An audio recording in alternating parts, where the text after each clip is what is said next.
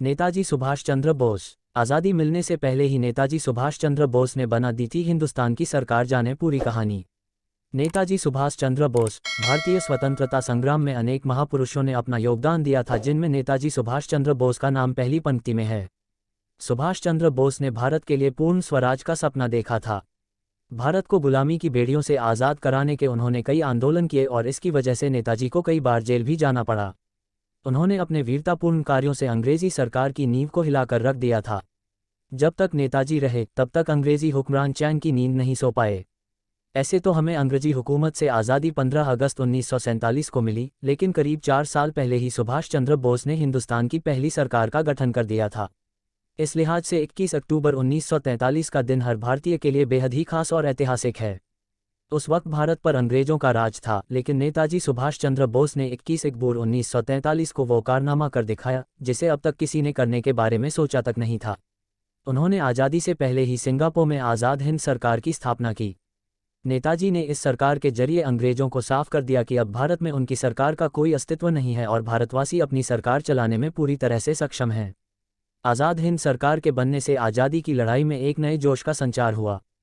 करीब 8 दशक पहले 21 अक्टूबर 1943 को देश से बाहर अविभाजित भारत की पहली सरकार बनी थी।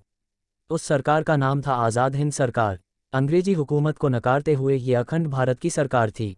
4 जुलाई 1943 को सिंगापुर के कैथे भवन में हुए समारोह में रासबिहारी बोस ने आज़ाद हिंद फौज की कमान सुभाष चंद्र बोस के हाथों में सौंप दी। इसके बाद 21 अक्टूबर 1943 को आज़ाद हिंद सरकार की स्थापना हुई।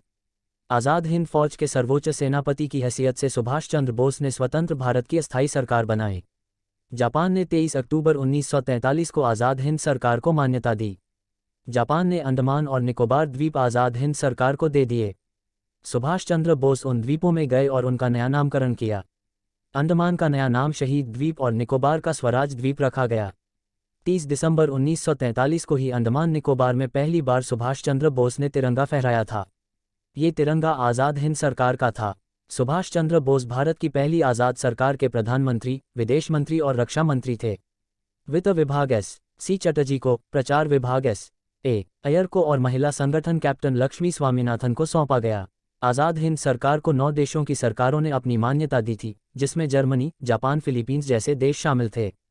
आज़ाद हिंद सरकार ने कई देशों में अपने दूतावास भी खोले थे। नेताजी सुभाष चंद्र बोस के नेतृत्व में आज़ाद हिंद सरकार ने हर क्षेत्र से जुड़ी योजनाएं बनाई थीं। इस सरकार का अपना बैंक था, अपनी मुद्रा थी, अपना डाक टिकट था, अपना गुप्तचर तंत्र था। नेताजी ने देश के बाहर रहकर सीमित संसाधनों के साथ शक्तिशाली साम्राज्य के खिलाफ व्यापक तंत्र विकसित किया। नेताजी सुभाष चंद्र बोस ने बैंक और स्वाधीन भारत के लिए अपनी मुद्रा के निर्माण के आदेश दिए। आज़ाद हिंद सरकार की अपनी बैंक थी, जिसका नाम आज़ाद हिंद बैंक था। आज़ाद हिंद बैंक ने 10 रुपये के सिक्के से लेकर 1 लाख रुपये का नोट जारी किया था। 1 लाख रुपये के नोट पर सुभाष चंद्र बोस की तस्वीर छपी थी। सुभाष चंद्र बोस ने जापान और जर्मनी की मदद से आज़ाद हिंद सरकार के लिए नोट छपवाने का इंतजाम किया था। जर्मनी ने आज़ाद हिंद सरकार के लिए कई डाक टिकट जारी किए थे, जिन्हें आज़ाद डाक टिकट कहा जाता था। ये टिकट आज भारतीय डाक के स्वतंत्रता संग्राम डाक टिकटों में शामिल हैं। आज़ाद हिंद सरकार सशक्त क्रांति का अभूतपूर्व उदाहरण था। नेताजी सुभाष चंद्र बोस ने अंग्रेजी हुकूमत यानी एक ऐसी सरकार के खिलाफ लोगों को एकजुट किया जिसका सूरज कभी अस्त नहीं होता था, दुनिया के एक बड़े हिस्से में जिसका शासन था।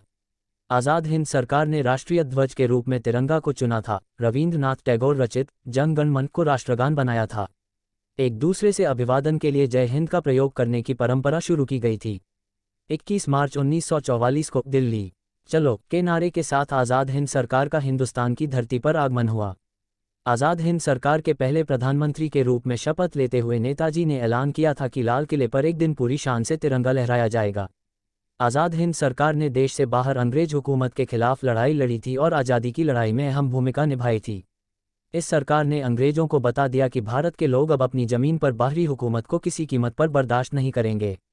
आज़ाद हिंद सरकार की स्थापना के 75वीं वर्षगांठ पर 2018 में प्रधानमंत्री नरेंद्र मोदी ने लाल किले की प्राचीर से तिरंगा झंडा फहराया था। तुम मुझे खून दो मैं तुम्हें आज़ादी दूंगा का नारा बुलंद करने वाले महान देशभक्त सुभाष चंद्र बोस एक ऐसी शख्सियत थे जिन्होंने न सिर्फ देश के अंदर बल्कि देश के बाहर भी आज़ादी की लड़ाई लड़ी। राष्ट्रीय आंदोलन में नेताजी का योगदान कलम चलाने से लेकर आज़ाद हिंद फौज का नेतृत्व कर अंग्रेज़ों से लोहा लेने तक रहा है। नेताजी सुभाष चंद्र बोस ने अपने कॉलेज के शुरुआती दिनों में ही बंगाल में क्रांति की वो मशाल जलाई जिसने भारत की आज़ादी की लड़ाई को एक नई धार दी। सुभाष चंद्र बोस अंग्रेजी हुकूमत के खिलाफ वो एक बुलंद और सशक्त आवाज़ थे। आईसीएस की नौकरी छोड़कर लंदन से भारत लौटने के बाद नेताजी की मुलाकात देशबंधु चित्तरंजन दास से हुई। उन दिनों चित्तरंजन दास ने फॉरवर्ड नाम से एक अंग्रेजी अखबार शुरू किया हुआ था और अंग्रेज़ों के जुल्मों सितम के खिलाफ मुहिम छेड़ रखी थी। सुभाष चंद्र बोस से मिलने के बाद चित्तरंजन दास ने उन्हें फॉरवर्ड अखबार का संपादक बना दिया। नेताजी उस अखबार में ब्रिटिश साम्राज्य के खिलाफ जोर शोर से लिखकर अंग्रेज हुकूमत के खिलाफ माहौल तैयार कर रहे थे। कलम से शुरू की गई इस मुहिम की वजह से नेताजी को साल 1921 में 6 महीने की जेल भी हुई। चित्तरंजन दास के साथ स्वराज्य पार्टी के लिए काम करते हुए और उसके बाद भी नेताजी सुभाष चंद्र बोस का जेल आने जाने का सिलसिला जारी रहा। नेताजी ने साल 1928 में कलकत्ता की सड़कों पर सेना की वर्दी में 2000 भारतीय युवकों के साथ परेड कर ब्रिटिश खेमे को हिलाकर रख दिया था। 1938 में हुए हरिपुरा अधिवेशन में नेताजी कांग्रेस के प्रमुख बनाए गए। नेताजी ने कांग्रेस को आज़ादी की तारीख तय करने के लिए कहा। तय तारीख तक आज़ादी नहीं मिलने पर सुभाष चंद्र बोस अंग्रेज़ों के खिलाफ जोरदार आंदोलन छेड़ना चाहते थे, लेकिन महात्मा गांधी इसके लिए तैयार नहीं हुए। आखिरकार उन्होंने कांग्रेस से अलग होकर 1939 में फॉरवर्ड ब्लॉक की स्थापना की और अंग्रेजी साम्राज्य के खिलाफ नए सिरे से मोर्चा खोल दिया। क्रांतिकारी रासबिहारी बोस से प्रभावित होकर नेताजी सुभाष चंद्र बोस ने आज़ादी की लड़ाई के लिए विदेशी मदद जुटाने की ठान ली थी। कलकत्ता में पुलिस की नज़रबंदी को चकमा देकर नेताजी काबुल के रास्ते जर्मनी पहुंचे। जर्मनी में उनकी मुलाकात हिटलर से हुई, जिसने ब्रिटिश हुकूमत को कमज़ोर करने के लिए नेताजी को हर संभव मदद मुहैया कराने का वादा किया। नेताजी का ये विश्वास था कि भारत की आज़ादी तभी संभव है जब ब्रिटेन पर दूसरे विश्व युद्ध के वक्त ही निशाना साधा जाए। इसी कड़ी में उन्होंने इटली और जर्मनी में कैद भारतीय युद्ध बंदियों को आज़ाद करवाकर एक मुक्ति सेना भी बनाई। साल 1943 में नेताजी जब जापान पहुंचे तब उन्हें कैप्टन मोहन सिंह की ओर से स्थापित आज़ाद हिंद फौज का नेतृत्व करने की जिम्मेदारी दी गई। उनका चुनाव खुद रासबिहारी बोस ने ही किया था। 1943 में ही नेताजी ने आज़ाद हिंद फौज की सेना की सलामी लेने के बाद दिल्ली चलो और जय हिंद का नारा दिया। नेताजी के कमान संभालने से पहले आज़ाद हिंद फौज में सिर्फ 4 विभाग थे, लेकिन सुभाष चंद्र बोस ने उन 4 विभागों को बल प्रदान करने के लिए 7 नए विभागों का गठन किया। आज़ाद हिंद फौज यानी इंडियन नेशनल आर्मी का मुख्य आधार एकता, त्याग और निष्ठा रखा गया और इसी भावना से संगठन में नए आदर्शों की भावना का विकास किया गया। इसके साथ ही महिलाओं के लिए झांसी की रानी रेजिमेंट का गठन किया गया, जिसकी कमान कैप्टन लक्ष्मी स्वामीनाथन लक्ष्मी सहगल को सौंपी गई। आज़ाद हिंद फौज ने साल 1944 की फरवरी में ब्रिटिश सेना पर हमला कर दिया। इस फौज ने पलेल और तिहिम समेत कई भारतीय प्रदेशों को अंग्रेज़ों से मुक्त करा दिया था। सितंबर 1944 में शहीदी दिवस के भाषण में ही नेताजी ने आज़ाद हिंद सैनिकों को कहा था कि तुम मुझे खून दो, मैं तुम्हें आज़ादी दूंगा। ये सुभाष चंद्र बोस का ही असर था, जिसने अंग्रेजी फौज में मौजूद भारतीय सैनिकों को आज़ादी के लिए विद्रोह करने पर मजबूर कर दिया था। जय हिंद का नारा देने वाले नेताजी सुभाष चंद्र बोस का जन्म 23 जनवरी 1897 को ओडिशा के कटक में हुआ। बोस के पिता का नाम जानकीनाथ बोस और मां का नाम प्रभावती था। जानकीनाथ बोस कटक शहर के मशहूर वकील थे। सुभाष चंद्र बोस 14 भाई बहनें थे, जिसमें 6 बहनें और 8 भाई थे। सुभाष चंद्र अपने माता पिता की 9वीं संतान और 5वें बेटे थे। संपन्न बंगाली परिवार में जन्मे नेताजी ने अपनी प्रारंभिक पढ़ाई कटक के रेवेंशॉ कॉलेजिएट स्कूल में की। इसके बाद उनकी शिक्षा कलकत्ता के प्रेसिडेंसी कॉलेज और स्कॉटिश चर्च कॉलेज से हुई। देशभक्ति की भावना का उदाहरण तो उनके शुरुआती जीवन में ही देखने को मिल गया था। बचपन में उन्होंने अपने शिक्षक के भारत विरोधी बयान पर घोर आपत्ति जताई थी और तभी सबको अंदाजा लग गया था कि वो गुलामी के आगे सिर झुकाने वालों में से नहीं है। सुभाष चंद्र बोस एक मेधावी छात्र थे जो हमेशा परीक्षा में अव्वल आते थे। 1919 में उन्होंने स्नातक किया। भारतीय प्रशासनिक सेवा इंडियन सिविल सर्विस की तैयारी के लिए उनके माता पिता ने बोस को इंग्लैंड के कैम्ब्रिज विश्वविद्यालय भेज दिया। अंग्रेजी शासन के ज़माने में भारतीयों के लिए सिविल सर्विस में जाना बहुत कठिन था, लेकिन उन्होंने सिविल सर्विस की परीक्षा न सिर्फ पास की बल्कि चौथा स्थान भी हासिल किया।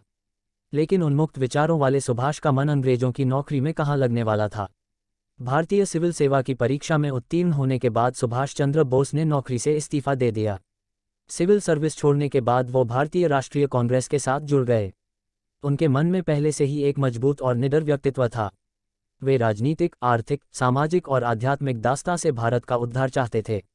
दिसंबर 1927 में कांग्रेस के राष्ट्रीय महासचिव के बाद 1938 में उन्हें कांग्रेस का राष्ट्रीय अध्यक्ष चुना गया।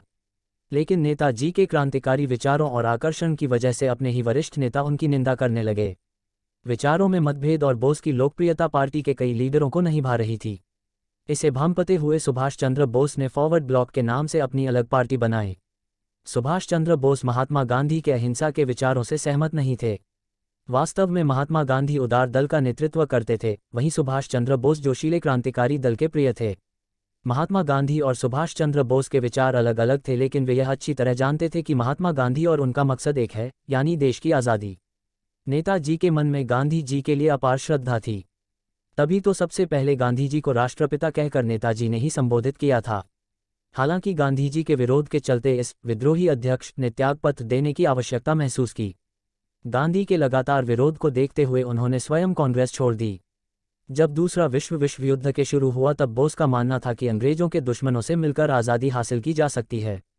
उनके विचारों को देखते हुए उन्हें ब्रिटिश सरकार ने कोलकाता में नज़रबंद कर दिया, लेकिन वे अपने भतीजे शिशिर कुमार बोस की सहायता से वहां से भाग निकले। वह अफगानिस्तान और सोवियत संघ होते हुए जर्मनी जा पहुंचे। सुभाष चंद्र बोस ने 1937 में अपनी सेक्रेटरी और ऑस्ट्रियन युवती एमिली से शादी की।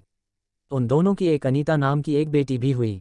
विदेशी प्रवास के दौरान नेताजी हिटलर से भी मिले। उन्होंने 1943 में जर्मनी छोड़ दिया। वहां से वे जापान पहुंचे, फिर जापान से सिंगापुर पहुंचे।